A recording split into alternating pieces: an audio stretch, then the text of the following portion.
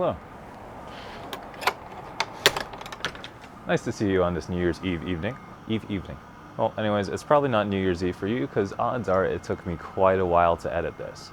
As it is New Year's Eve evening, I've been doing a little reflecting about my own personal behaviors, and given that it's the time of New Year's resolutions, well, this came to mind.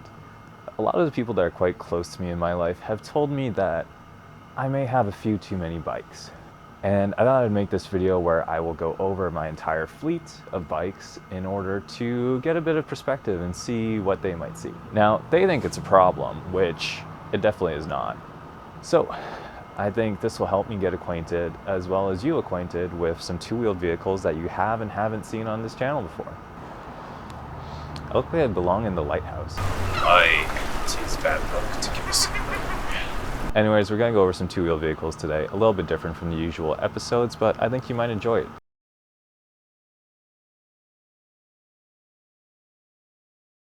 So this here is my not always fixed gear Norco Nomad. This is one of the most influential bikes in the fleet. That's what really got me into cycling. The bike is a Norco Nomad from roughly 1986 to 1989. I am quite sure it's in that range because it is a lugged frame. I got this bike just over a year ago now, I believe. This bike really changed a lot about cycling for me. It really got me into it, and it also was there for one of the biggest cycling moments I've ever had. As you can see, it is a little worse for wear. It is a real steel bike. It is vintage, and I do ride it, which means it does spend some time outside. It does spend some time in the weather. For a while, it was a flat bar 10-speed, pretty enjoyable. And then it went to the ghetto bullhorns, which you can see in quite a few videos. Anyways, let's go over some of the specs on this bike. These flat bars and these ergon grips I got from a gentleman who was selling a lot of bike parts before he moved back to Europe. The frame, headset, bottom bracket, all of those are original, as well as the fork and seat post. Front wheel is the original Norco wheel, as well as the original Norco tire. For something that old, it actually rides surprisingly well. I've never had any issues with it. It is showing some signs of dry rot, so it may eventually be retired if I end up replacing it with a 700C in the front. This is actually a 27-inch front wheel. I've had no issue with it. So, aside from finding tire sizes, that is a little bit more difficult, especially if you want something a bit more off-road focused. It just really isn't there in that market. Anyways, if we head down to the cranks, these are some Shimano cranks that I picked up from our lovely Bike Sauce. This chainring, also from the same fellow heading over to Europe. It is a Sagino 50 tooth. The chain here is actually a Schwinn single-speed fixed gear chain. It is it's not looking the cleanest. Unfortunately, I'm not known for keeping my bike super clean, and therefore, although this chain is quite new, it is dirty. Heading down to the back, we have a McDonald's coffee cup. That is there because I stuck it in there one day, and it's just been sitting there, and I think it's kind of funny, so I've left it there. Up to the saddle, this is a Sella Italia Trans Am, picked up from the same gentleman heading to Europe. Like, these Europeans, they find the good stuff. Down on the bottom of it, which is hard to see now because it's a little bit muddied up, is a Value Village sticker that reads $11.99. Yeah, Value Village is where you find the best finds. Heading back to the rear wheel here, this is a flip-flop hub. On one side it has a single speed 18 tooth, and on the other side it has a fixed 18 tooth. Altogether, the gear ratio is...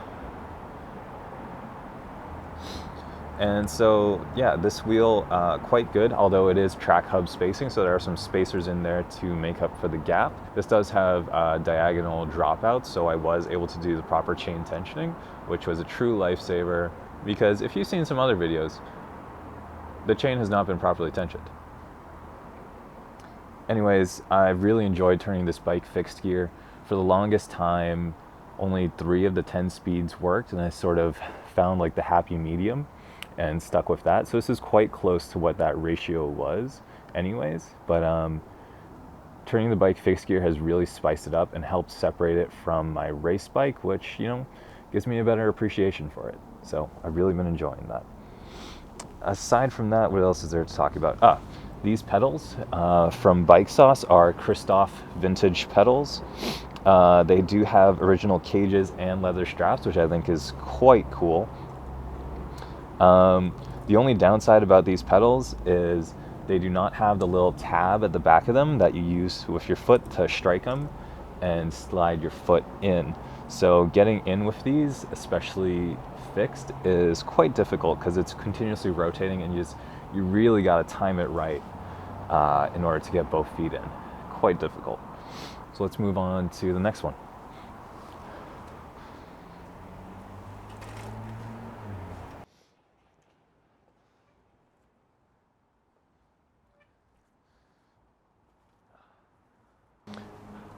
All right, this here is Truck Bike, probably the most recent addition to the fleet. I just finished building it up less than a month ago.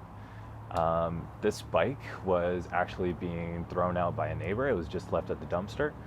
And I figured it was time to get another 26-inch bike in my life, especially since this came with cantilever brakes, 2.1-inch meaty tires on there with clearance for more, as well as being a better geometry and sized retro mountain bike. It's made of 4130 chromoly steel. It is from Sears. It is a 50-degree latitude. Don't know what that means. Anyways, it came with a 21-speed Shimano derailleur system. The original shifters, which were flat bar shifters, the rear shifter was unfortunately broken. The plastic parts inside had worn out, and rather than trying to restore that, since I didn't know that I could, I instead brought in some top tube friction shifters. I really like friction shifters. Indexing is nice, but being able to trim your gears to get to the perfect point is really beneficial, especially on a bike like this, which I know I'm going to use, abuse, lend out, especially to less experienced riders who aren't as familiar with trimming gears, shifting into the right gears. This is something where they can easily figure out which way the lever needs to go in order to get to the gearing that they want. This bike is actually sized in a way that both I can ride it as well as my brother. That way he has a bike as well if we want to go on family rides. I call this bike the truck bike because in the future I am looking to put a front and a rear rack on it, and this will be a grocery getter. It also has the best gearing as far as climbing is concerned, having a really small granny gear in the front in almost a 1-to-1 or exactly a 1-to-1 ratio, especially when towing a trailer. This bike has horizontal dropouts as well as actual bolts instead of a quick release, so I can attach a trailer to the back and get some groceries done. I've already done 1, maybe 2 voyages with the trailer on it, and it's done really well. If we work over the componentry on this, I have some vintage drop bar brakes with satellite levers. These were from the same European gentleman. Got a lot of great vintage parts from that guy. The reason I went for the satellite levers is if my brother is riding, it's a longer reach for him to get into the drops and grab onto the front lever, as well as the vintage levers. It's less comfortable to ride on the hoods, so you usually find yourself not doing so. It's also just a little bit easier when riding with the trailer to be more upright. Gives you better bike handling as well as just better visibility, so being able to brake just from the tops is quite beneficial. Good old Amazon bar tape, really beneficial, as well as some Amazon cabling and housing. This is a WHAM stem. Not too informed about how impactful WHAM might be, but I thought it was cool to reuse the same stem, as well as it's the brake bridge for the cantilevers. If we go over the fronts, they are 26-inch wheels, 2.1-inch wide tires, pretty meaty. Definitely the largest tire I've ever personally ridden. Not fat bike tire size, but meaty. I do have one wine cork in the bar ends, just because these bar ends that come from Amazon just continuously get lost. They will just rattle themselves out and you will never find it again. These drop bars from the lovely Bike Sauce amazing. Pretty much the entire drivetrain is original. I think this might even be the same chain, just with a bit of cleaning done to it. These were some pedals that I took off of the race bike when I originally bought it as a parts bike, and so I just decided to reuse them here. They got a meaty feel to them, so especially when riding in winter boots, they're good and grippy. If we head down to the back, this here seat, this saddle is simply not it. I like the vintage look of it. It looks like it could be like knockoff Brooks with like saddle stitching, with checker stitching. But the appeal of the hammock style saddle is just not there for me. You really do need something that is able to support your weight, but also able to provide relief, especially in the grundle, the gooch, the taint, the coffee table, if you know that joke. Anyhow, I did like, however, that it has the little saddlebag attachments at the rear, so I do have 2 straps that originally came from a set of nylon toe cages. I did have a bottle of bungee cords in here previously. However, they did start to work themselves loose, so I'm going to find a new bungee cord bottle holding method. Yeah, quite reliable and quite cheap build. Very fun. Really enjoyed building this.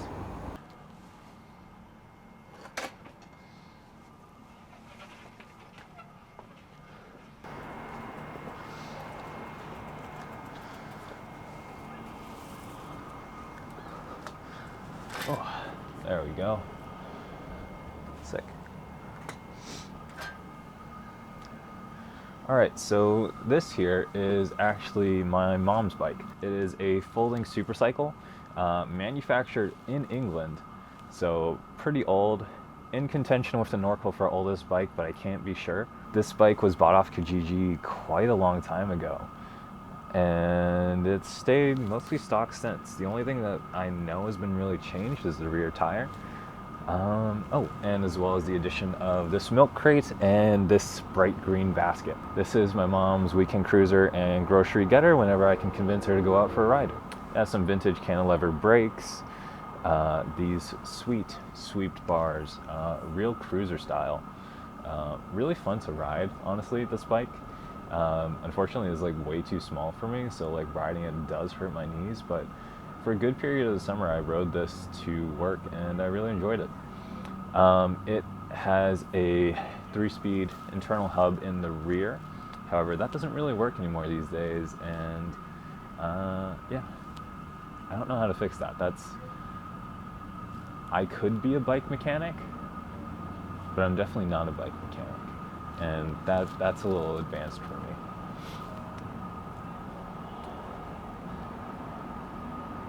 Anyways, this bike is like almost completely stock. Underneath the seat cushion is the original seat. The only new things added to it are the aforementioned baskets, this bell, this water bottle holder, and yeah, completely original. Real marvel of engineering, design. Yeah, so good. Also the only bike with fenders. I should really add some more fenders to my other bikes. Yeah, what else is there to say? 20-inch wheels. Bit of rust, bit of patina. But yeah, this is the most reliable bike. Never let us down. Ever. Ever.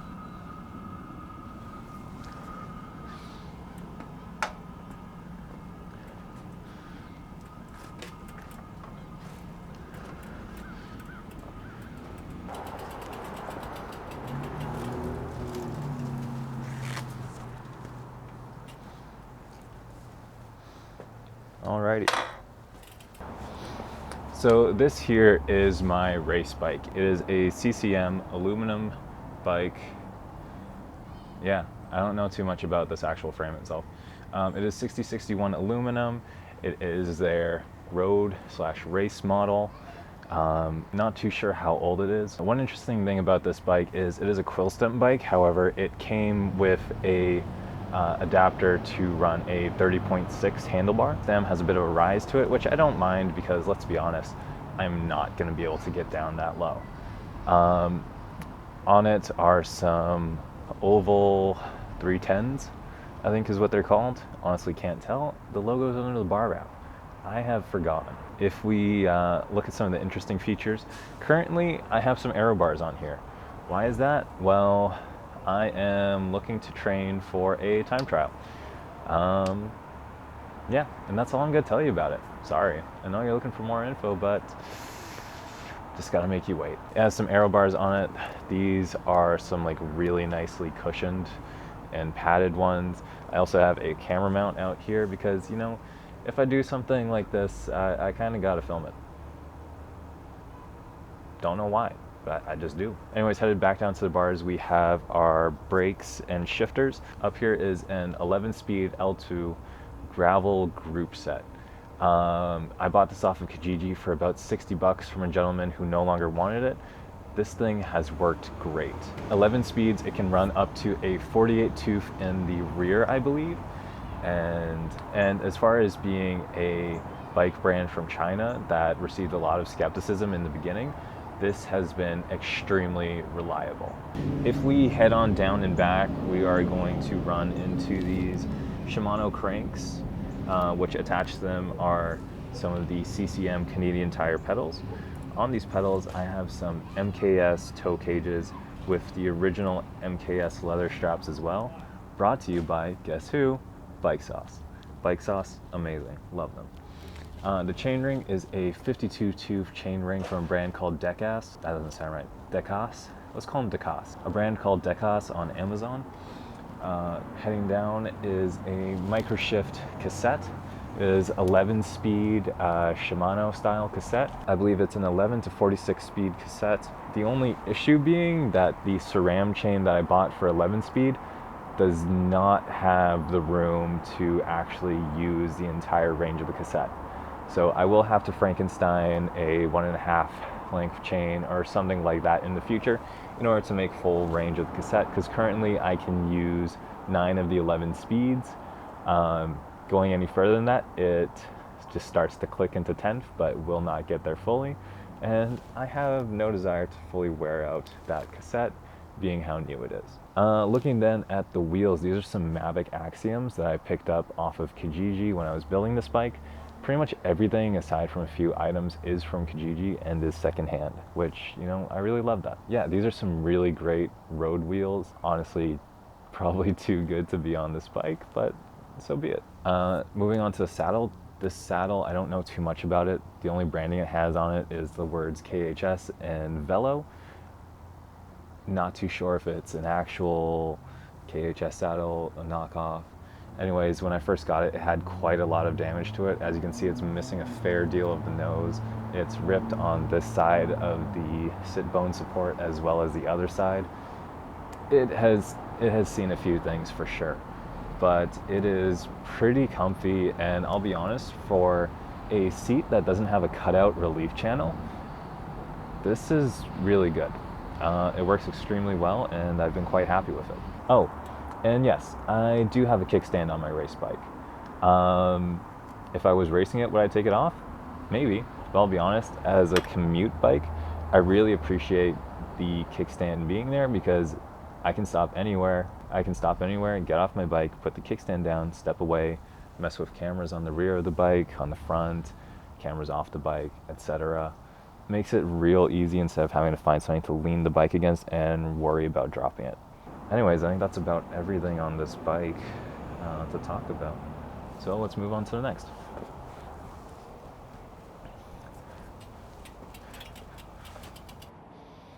All right, wow. Look just how complete this next bike is.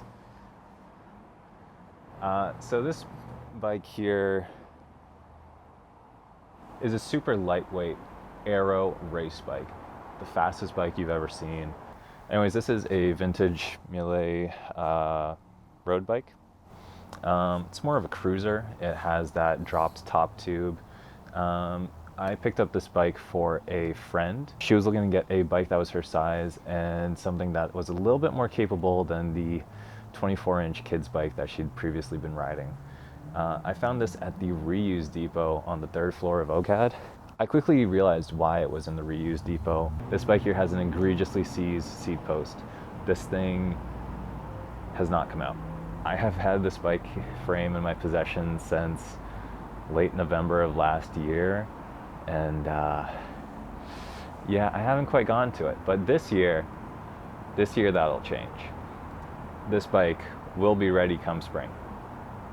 The frame is set up for 27-inch wheels. Unfortunately, because it is made for a shorter person, it's roughly a 50 to 48 centimeter bike frame.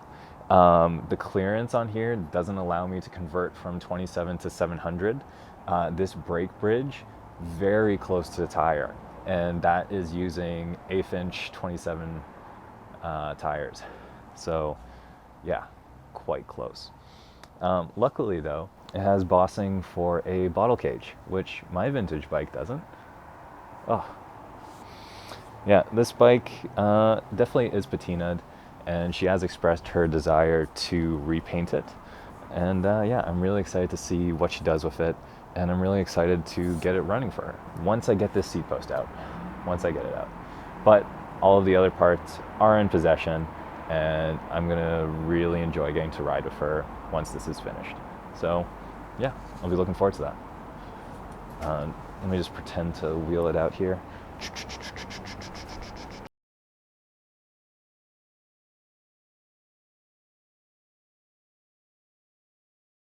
This one's difficult. Oh boy. There we go. Are we in fully? I hope so. So, yeah, as you can see, this one is quite different from all of the rest. This is my gas bike. It started off life as a Schwinn Hydra, which is like a hybrid style commuter bike. This bike was actually discarded at the building that I used to live at. Had simply tossed it out in our recycling room, and we decided to take it, fix it up a little. Around 2 years ago, I decided to make an investment into a gas bike engine, which for those of you who don't know is a 2-stroke engine similar to that of a dirt bike, which adapts to a bicycle in order to motorize it. Quite similar to some of the motorized like electronic bike kits. You simply buy it online. It has some adapter rails, and you fit it to work with your bike. The honest truth about this is it got a few good rides, but it was not the practical solution that I was looking for. One of the issues with these bikes is they can only run one gear. Just like fixed gear bikes, the ratio between the drive sprocket and the rear wheel sprocket plays a lot into how the bike will perform. You can have a very fast bike, but that very fast bike is not going to have a lot of torque. You can have a very torquey bike, but that very torquey bike is not going to have a lot of top speed. So you run into a little balancing game, and I simply did not want to invest the money and time into that, because the second problem, these bikes are very loud.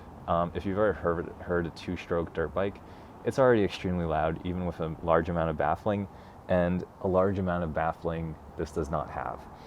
It's a very short exhaust pipe. It's quite loud. It sounds like a lawnmower from hell with a horde of bees. And yeah, it's not the nicest thing to run on the streets. You definitely get a lot of stares. One, because you're on what looks like a rolling death trap and is a rolling death trap. And two, it's just extremely loud, not very people friendly. Currently, the motor is not running. I haven't gotten around the time to fix it.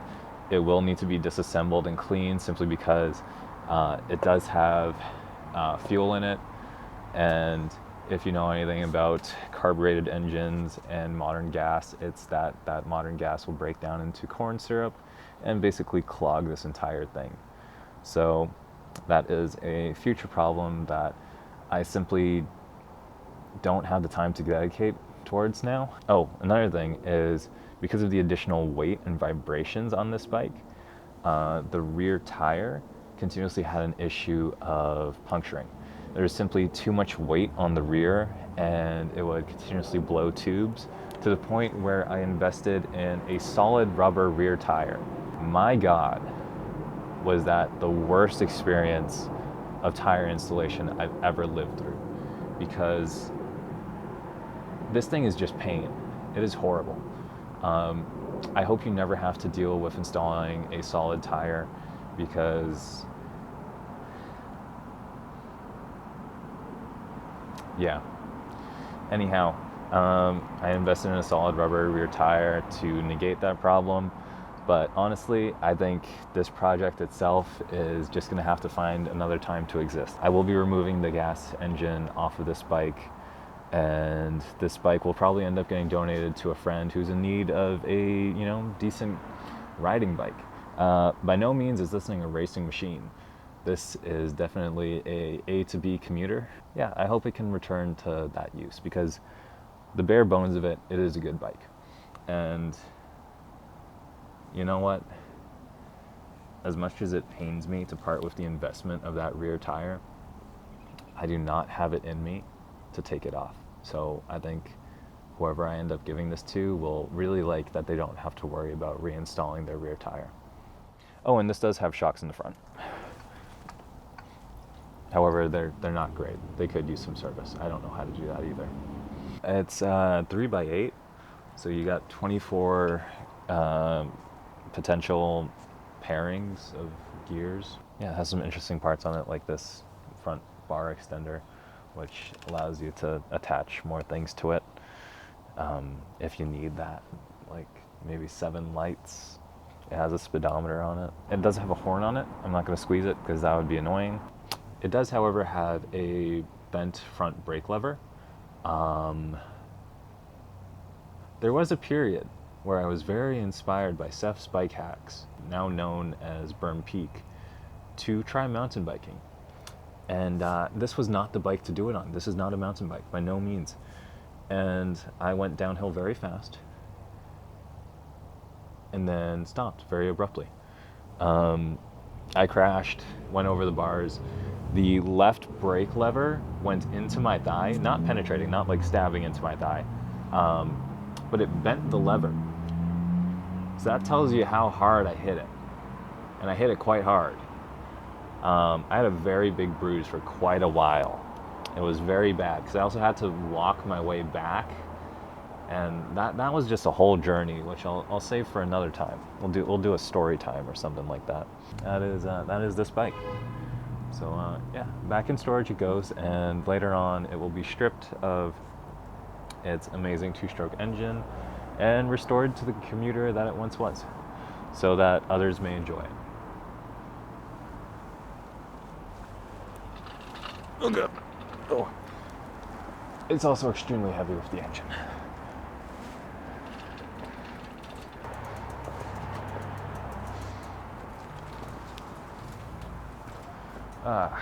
There we are.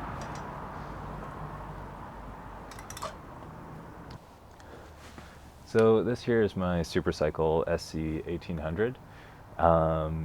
You've probably seen quite a few of these around if you live in Toronto. This is a bike that is still manufactured and sold at Canadian Tire. There's a dropped top tube as well as a standard top tube version.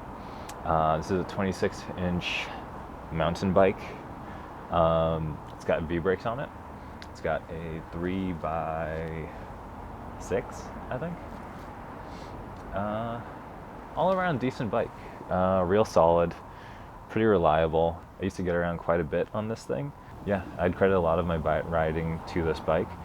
2 years ago I started using this to commute to work, because I could get to work in half the time that it took to commute on public transit.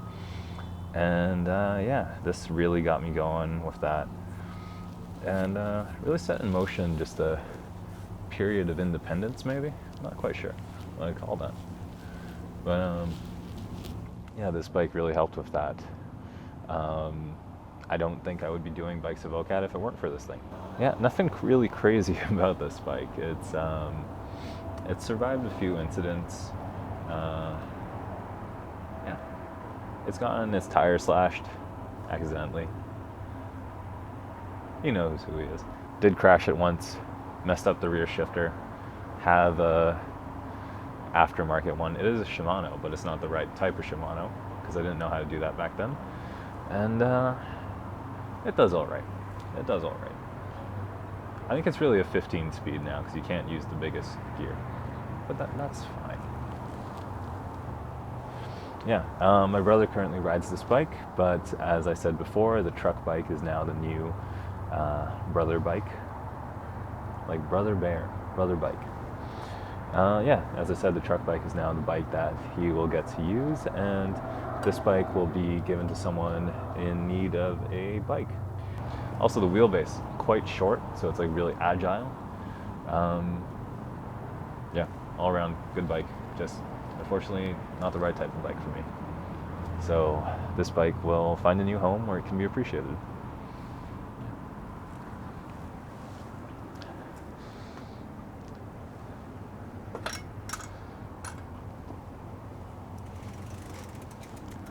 So anyways, that is the fleet of bikes in my possession, and yeah, let me know if you think that seven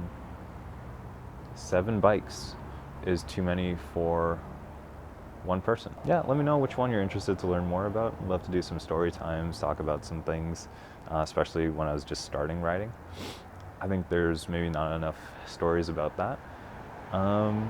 Yeah, I'm excited. There's a lot of new plans for some of these bikes, a lot of new events planned as well for the coming new year. Is there anything else to say? I'm not too sure, but thank you for coming along. I hope you've enjoyed so far, and stick around for more Bikes of OCADU. All right, take care.